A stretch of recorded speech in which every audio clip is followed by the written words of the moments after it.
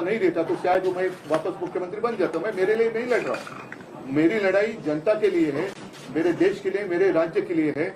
और भले हम इसके पहले राजनीति में विवाद तो होते रहते हैं, लेकिन एक मत तो हमारा हो गया है कि इस देश को हमें बचाना है, संविधान को बचाया है। और इसलिए आप यहाँ आए हैं, हम मिलकर पूरे, आप तो पूरे देश में घूम रहे हैं, सबके घर जा रहे हैं, हम सब मिलकर ये जो अपने देश को फिर से एक बार गुलाम बनाना चाहते हैं उनको घर भेजेंगे। और मुझे पक्का भरोसा है पूरी जनता हमारा इंतजार कर रही है। राजीनामा देण्याची चूक झाली असं वाटतं का? जी बोलेंगे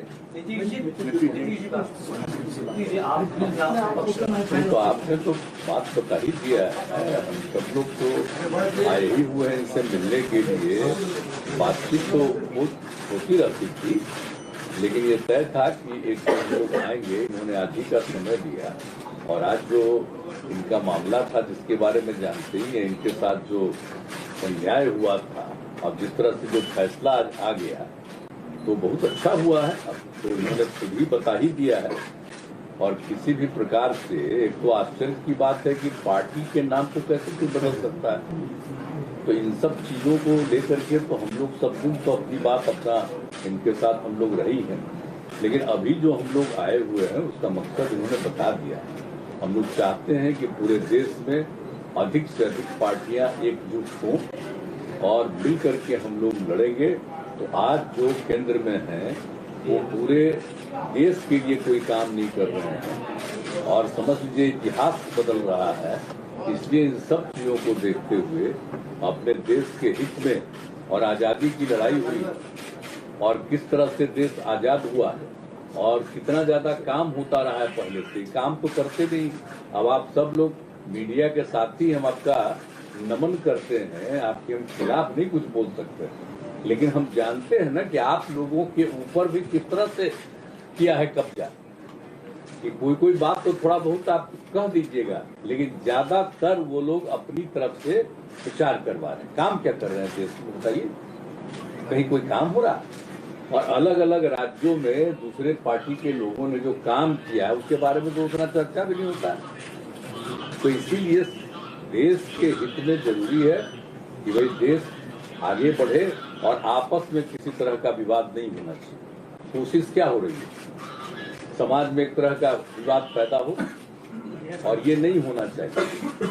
सब में एकता, हिंदू मुस्लिम कोई भी जाति के हो, सब में कोई विवाद नहीं होना चाहिए, एकता रहनी चाहिए। तो हम लोग तो यही चाहते हैं कि ज्यादा से ज्यादा पार्टियां एक साथ मिल करके काम करेंगी। और इस बीच में बहुत लोगों से बातचीत हो गई है। आज तो इनसे ऐसे हमारी बात हम लोगों की होती रहती आई है, आज भी बात करेंगे। अब इसके बाद ये तय होगा कि कब मीटिंग सब लोगों की होनी। तो अभी तो एक राउंड आप जानते ही हैं, पिछले महीने भी हम लोगों ने बातचीत किया और जिस तरह से बातचीत हुई है अनेक पार्टियों से, बहुत लोगों से बहुत अच्छी बातचीत हो गई है। अब उसके बाद आगे जो करना होगा वो हम लोग करेंगे। लेकिन अभी तो आए हैं, बस यही मकसद है इनका और हम लोगों का विचार तो एक ही है ना, भाई देश के हित में काम करेंगे। कोई तरह से जो हमारा पुराना इतिहास है देश का उसको बिल्कुल कायम रखेंगे। तो ये सब चीजों के लिए करेगा। ये लोग तो अपना कर रहे हैं ना, ये लोग आजादी की लड़ाई से क्या मतलब था, इनको कोई मतलब नहीं। अब वो सोच लीजिए कितना कोई काम हो रहा है, अपने अपने ढंग से नई नई चीजों का नामकरण कुछ भी होते रहता, तो विचित्र बात है।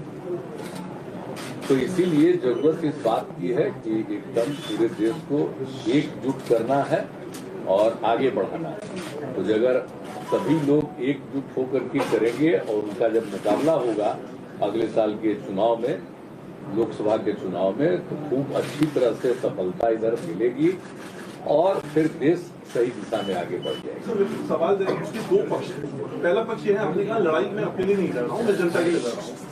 मेरा सवाल यहाँ से इसके दो पक्ष ये है कि पहला तो ये कि क्या अगर आप उस वक्त इस्तीफा नहीं देते तो आज आपकी लड़ाई और ज्यादा मजबूत होकर उभर के सामने आती? पहला मैं मानता हूँ, देखो इसके जिस नजरिया से आप देखते हो, ठीक है, कानूनी तौर पर मैंने इस्तीफा दिया, शायद गलत हो सकता है, लेकिन नैतिकता अगर देखे तो जिन लोगों को मेरे पिताजी ने, मेरे पार्टी ने सब कुछ दिया, वो लोग उठकर मेरे ऊपर उंगलियां उठाए, तो उनके लिए मैं मेरा विश्वास या अविश्वास क्यों जताने की कोशिश करूं? तो ऐसे लोगों को अधिकार ही नहीं है मुझे सवाल पूछने का। जिन लोगों ने मेरे पार्टी से सब कुछ लिया और गद्दारी की, तो गद्दार लोग मेरे ऊपर अविश्वास लाए और उसका मैं सामना करूं, कैसे हो सकता है? ये तो गद्दार लोग हैं। आज तो कोर्ट ने कहा, और मतलब कोर्ट ने गद्दार नहीं कहा, लेकिन ये सारी बातें हैं। आज तो मतलब महाराष्ट्र में अब सरकार ही नहीं है। नैतिकता तो अभी जैसे मैंने नैतिकता का पालन किया, तो अगर इस मुख्यमंत्री में जरा भी कोई नैतिकता होगी तो मुख्यमंत्री उप मुख्यमंत्री ने इस्तीफा देना चाहिए, जैसे मैंने दिया। महाविकास आघाडीमध्ये सुद्धा जे सर्व प्रमुख नेते होते त्यांनी तुम्हाला म्हटलं होतं की राजीनामा देऊ नका, आपण फ्लोअर टेस्टला सामोरं जाऊ.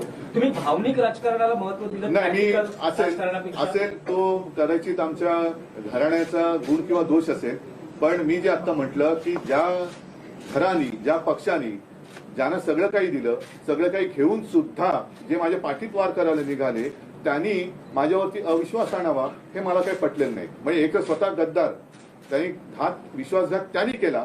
विश्वासघात करणाऱ्यांकडून मला जर विश्वासदर्शक ठराव अविश्वासदर्शक ठरावाबद्दल विचारलं जात असेल तर ते अयोग्य आहे. दो युवा यहाँ पर हैं, आदित्य हैं और तेजस्वी हैं. जिस लड़ाई की आप बात कर रहे हैं, जो मिलकर सामने आए हैं, इनमें इन दोनों का कितना अहम रोल और किस तरह से देखेंगे आप?